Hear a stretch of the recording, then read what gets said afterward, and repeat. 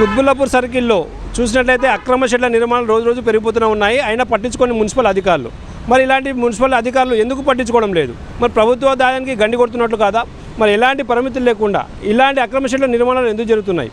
ఇది ఒకటే కాదు, అనేకం. నేను చూపిస్తాను, ఇక ముందు కూడా నేను చూపిస్తాను. ఇంకా కొన్ని షెడ్లు కూడా వివరాలు కూడా వివరిస్తాను. అందులో ఒకటి ఇక్కడ చూసినట్లయితే ఆలు చిప్స్ స్నాక్స్ తయారయ్యే ఈ యొక్క కంపెనీకి లిఫ్ట్ కానీ ఈ షెడ్ కానీ పర్మిషన్లు లేవు.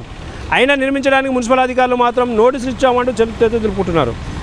డీసీ కమిషనర్ నరసింహ గారికి తెలిస్తే చెప్తే ఏమంటున్నారంటే కమిషనర్ ఏసీపీ గారికి అడగండి. ఏసీపీకి అడిగితే ఏమంటున్నారు?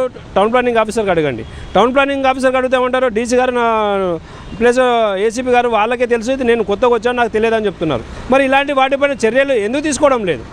దీనికి గల ముఖ్య కారణాలు ఏమిటి? వీళ్ళకి ఏమైనా ముడుపులు అందాయా? మరి ముడుపులు అందకపోతే వీటిపైన ఎందుకు చర్యలు తీసుకోవడం లేదు? దీనిపైన వెంబడే ఉన్నత అధికారులకు ఎవరైతే జోనల్ కమిషనర్ కూడా కావచ్చు, అలాగే హైదరాబాద్ మున్సిపల్ కమిషనర్ కూడా కావచ్చు, వీళ్ళకి ఇమ్మీడియట్లీ తెలిసేటట్టుగా మనం చేసే ప్రయత్నం చేద్దాం. వి5 న్యూస్, హైదరాబాద్.